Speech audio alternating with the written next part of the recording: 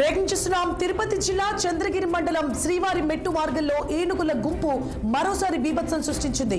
15 నుంచి 17 గజరాజుల గుంపును డ్రోన్ కెమెరాతో pump house దగ్గర అధికారులు గుర్తించారు. చెట్ల మధ్యలో ఉన్న ఓ డ్రోన్ కెమెరాను గజరాజులు కింద పడేశాయి. అలాగే సమీప పంట పొలాలను ధ్వంసం చేశాయి. గజరాజుల సంచారంతో భక్తులు భయాందోళన చెందుతున్నారు. దీంతో శ్రీ వినాయక స్వామి చెక్ పాయింట్ దగ్గర అధికారులు గంట పాటు భక్తులను నిలిపివేశారు. ఘటనా స్థలానికి చేరుకున్న అటవీ టీటీడీ ఫారెస్ట్ విజిలెన్స్ అధికారులు ఏనుగులను అడవిలోకి తరలించే ప్రయత్నాలు చేస్తున్నారు. గజరాజులను నిశితంగా పరిశీలిస్తూ భక్తులను శ్రీవారి మెట్టు వద్దకు గుంపులుగా తరలిస్తున్నారు సెక్యూరిటీ సిబ్బంది.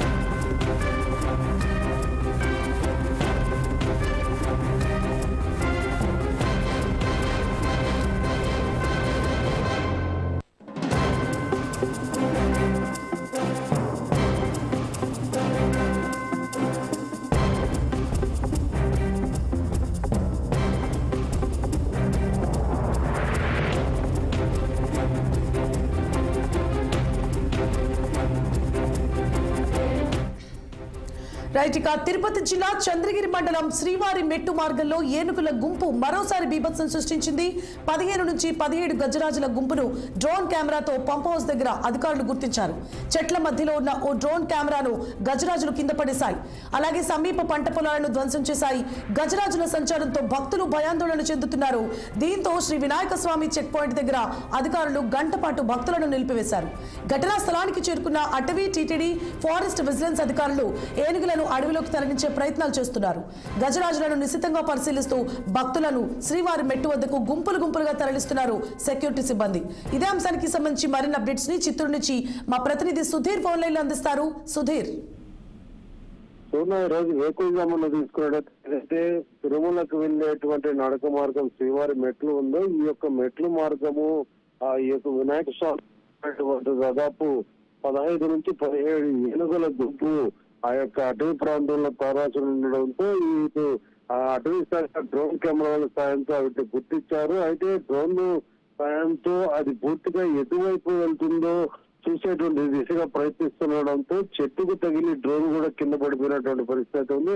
అయితే వెంటనే ఈ యొక్క సమాచారాన్ని అటవీ శాఖ అధికారులకు టాస్క్ ఫోర్స్ టీటీడీ సంబంధించిన విజిలెన్స్ 3 విభాగాలు వెంటనే అక్కడ చేరుకొని ఎక్కడైతే ఈ యొక్క ఏనుగుల గుంపును గుర్తించారో ఈ యొక్క ఏనుగుల గుంపు సమీపానికి వెళ్లి అవిటి దట్టమైన అటవీ ప్రాంతంలో తరలించేటువంటి దిశగా పూర్తి ముమ్మర ప్రయత్నాలు అయితే చేస్తున్నారు. అయితే ముందస్తు గ్రహించినటువంటి అధికారులు స్వామివారి భక్తుల దర్శనం కోసం నడక మార్గంలో వచ్చేటువంటి వారినంతా కూడా ఈ యొక్క వినాయక స్వామి చెక్ పాయింట్ వద్ద దాదాపు భక్తులను గంట పాటు వరకు అక్కడే నిలిపేసినటువంటి పరిస్థితి ఉంది.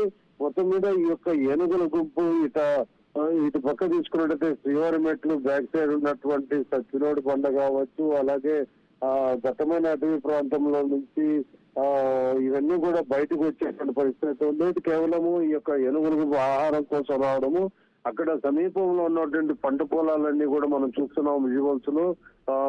వరి పంట వేసినటువంటి రైతులంతా కూడా పూర్తిగా పంట పొలాలు ధ్వంసం చేసినటువంటి విజువల్స్ కూడా చూస్తున్నాం. ఇటీవల కాలంలో పడమర ప్రాంతంలో మొత్తం కూడా ఈ యొక్క అటవీ ప్రాంతం సమీపంలో ఉన్నటువంటి ఏవైతే పంట పొలాలు ఉన్నాయో ఇవన్నీ కూడా గతంలో ధ్వంసం చేయడము, అలాగే కొంతమంది మీద దాడి చేసి మృత్యువాత పడినటువంటి పరిస్థితి ఉంది. అయితే దీన్ని పూర్తిగా నియంత్రించే దిశగా అటు అటవీ శాఖ, ఇటు టాస్క్ ఫోర్స్ అంతా కూడా పూర్తిగా దాని మీద పరిగణిస్తున్నప్పటికీ ఈ యొక్క అటవీ ప్రాంతంలోకి వెళ్ళినటువంటి ఏనుగులు తిరిగి మళ్ళీ జనసంచారంలోకి వచ్చేటువంటి పరిస్థితి కనిపిస్తుంది. Right, thank you for the update Sudheer.